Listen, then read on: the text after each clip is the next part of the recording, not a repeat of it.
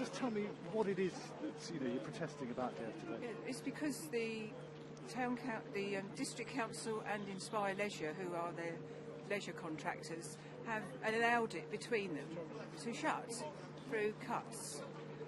And Inspire say they can't carry on with their funding to run it. They say they lose money. So how do you feel about what's proposed? Well, we're gutted, to be quite honest, because there's going to be nothing here now for the people of the town, no cinema at all. And we're trying to petition for digital equipment, which will actually, we're sure, increase the membership of people coming here. How well used is it, and how big a loss would it be? The thing is, there are some shows where there are not many people here, the same as in any town. And some people think maybe there hasn't been much advertising, it hasn't been sort of made much of. It's sort of been an unloved auntie, really, here on the front. But if you don't use something, then you lose it, don't you? But the thing is that, I don't feel that the most has been made of this place. Of course, the acting and the opera dance, they're really very strong. But the cinema has, not been too successful. The people that do come here really care passionately about it. So what's important if you were just, if there was a stranger standing here, just tell them why it's important to keep what you've got at the moment? Well, because that's all there is here, and people have grown to love it. I agree, particularly for the senior citizens. None of us want to go to either Worthing or Chichester. We can't go to evening performances by public transport because you can't get back. Here, at least we can either walk down here, get by bus, and we get a lot of pleasure out of it. We don't mind a bit of swearing, we don't mind. You're going to save the Windmill. Go to Chichester now. Well, that's not off, is it?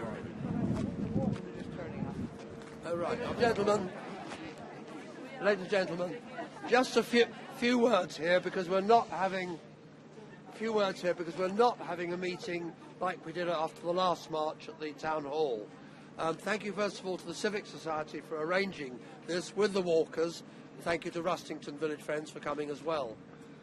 Last time we had 300 people marching in support of keeping the swimming centre where it is and the windmill where it is, and that produced a change in the recommendations that the committee I chair is making to the council. Your support today to continue the pressure to keep live theatre and cinema here in the Windmill is very, very important, because already the council has begun to change its mind, and it's important that we keep you and I keep the pressure up to make sure that the cabinet and the full council supports the views of local residents who pay the bills, pay the taxes, and want these facilities to continue. So.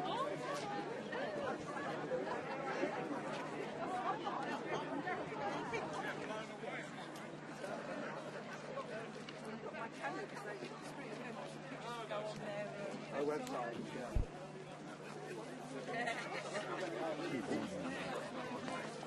Hey, 3, 4, what do we want? 1, 2, 3, 4, what do we want? Save the windmill. Save the windmill. Save the windmill. Nice to meet you. BBC.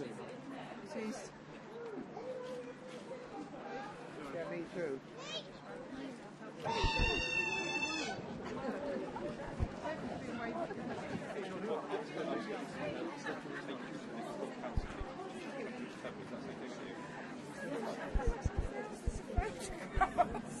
Petition on behalf of our district council, and we thank him for altering his diary to be here. And what does it say in the petition, Angela? It says that we wish the Windmill Theatre to stay where it is with the cinema theatre on the seafront, and we also wish to have a digital projector either through Inspire Leisure, the leisure provider, or with the help of the community.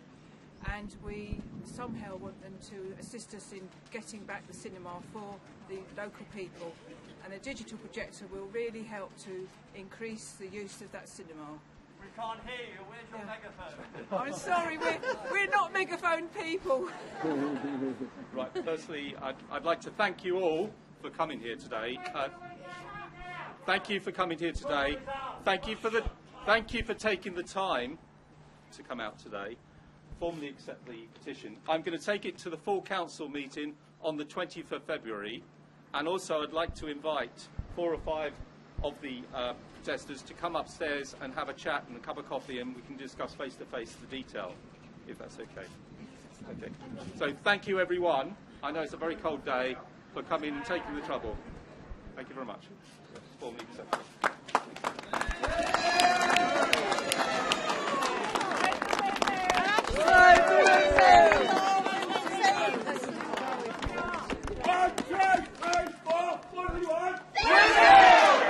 Just sort of go over the issues.